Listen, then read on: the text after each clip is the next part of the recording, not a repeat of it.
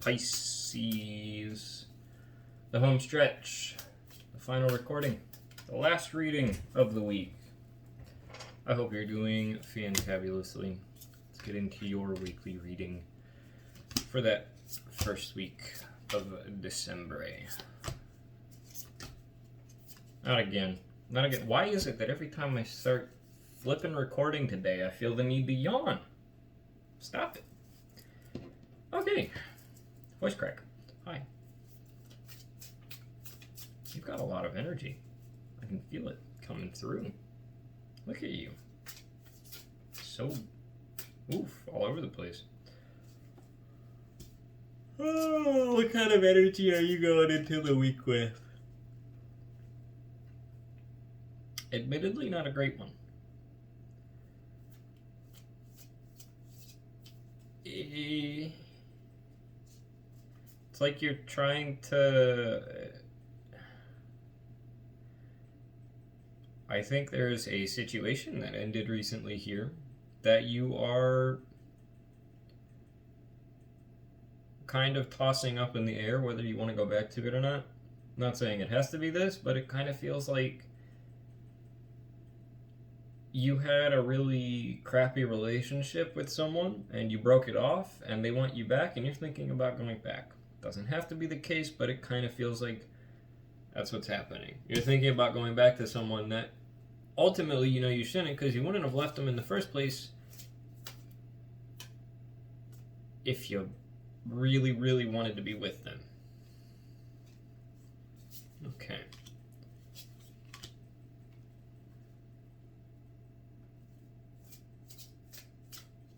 I mean, that's fair, but I feel like it's kind of like you think, like, but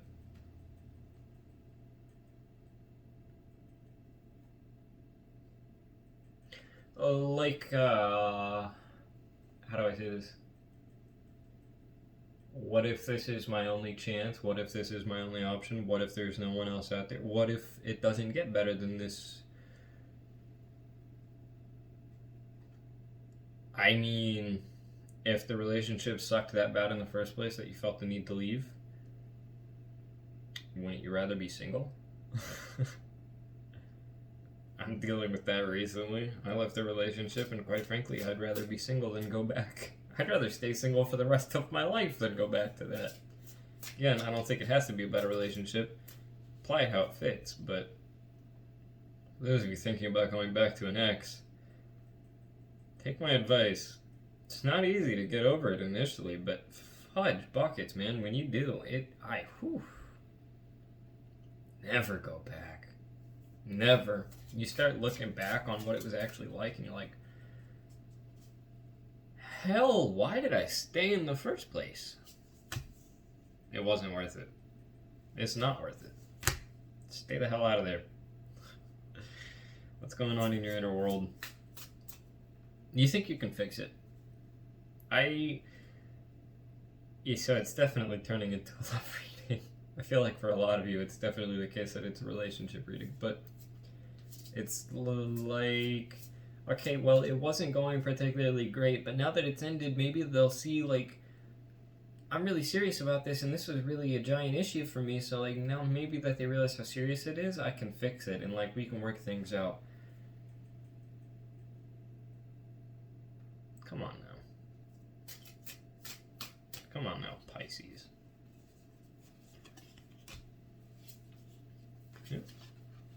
Ooh. Ah, I'm dropping all the cards. And voice cracking. Gosh damn, I can't. Okay. I'm gonna yawn again. Yeah. What's going on in your recent past?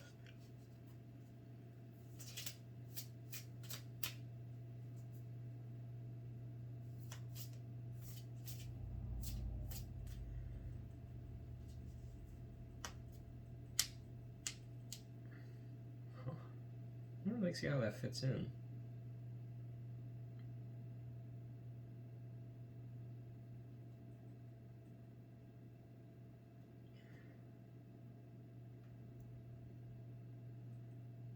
Uh, okay. No, okay, I see it now. I think a lot of why you walked away from this situation was this person may have been incredibly controlling,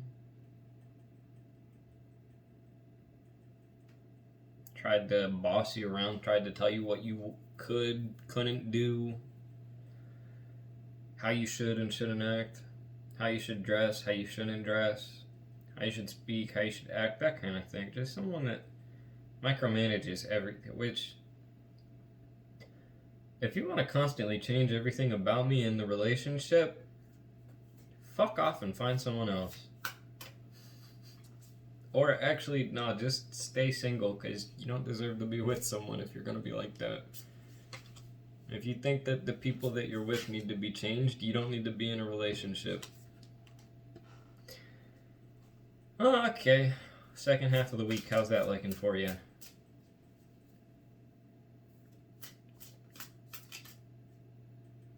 It's not easy, but you do manage to... I think you really don't like being alone, and that's why you're considering going back to a relationship that is so very clearly just not healthy for you. You just really don't want to be alone, but towards the later half of the week, it looks like you do kind of start to figure out how you can still live your life as a single person. Spent the vast majority of my life single, and let me tell you, I still like it a hell of a lot more than being in a relationship. Don't get me wrong. When you have a relationship, and it's a lot of relationships are really good at the beginning. They don't start to like fall apart until you start to learn a lot more about each other, and it's like, okay, yeah, no, we're clashing, we're butting heads, but during those initial stages, it's pretty good. But no, I'd rather it's gotta be spot on perfect. Otherwise, I'd rather be single still. I'm pretty damn happy on my own. If you take away my happiness even a little bit, I ain't interested. Alright, what's happening towards the beginning of the week? What gets us to that point of kind of figuring out how to do it on our own? Yeah, so you just sort of... You realize that this person was just constantly taking from you. They were an energy vampire, and you realize it wasn't worth going back to. There's someone that honestly really wasn't deserving of your time, and you start to notice that it gets you to that point of,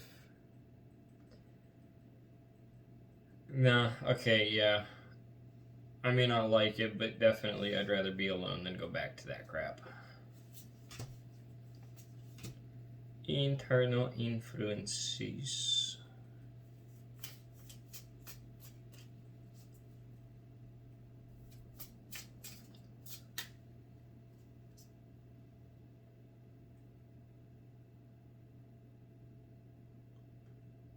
You realize that there's someone else out there who's going to be able to a lot more fully appreciate the love that you have to give.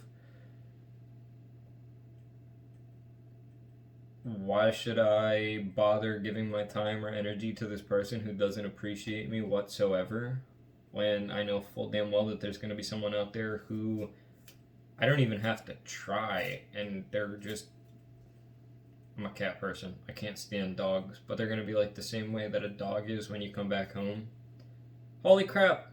My human is home. Finally! I've been waiting for you for like ever. It's... You're not even going to have to put forth an effort, and that's how they're going to react to see you. You know somebody out there is like that. Why go back to someone who treats you like a cockroach on the counter? Yeah, disgusting. I was gonna say spider. Most people hate spiders, but I like spiders. Please don't kill the spiders. Be nice to the spiders. External influences.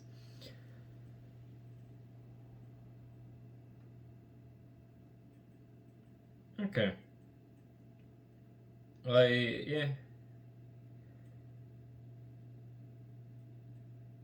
I think you're sort of taking a look around you at everything that you have and everything that you've created.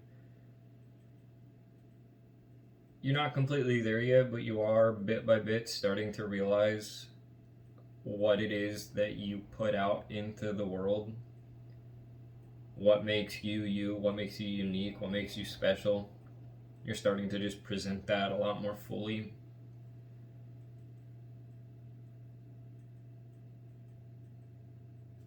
I like that. You're being yourself and recognizing your value. Hopes and fears.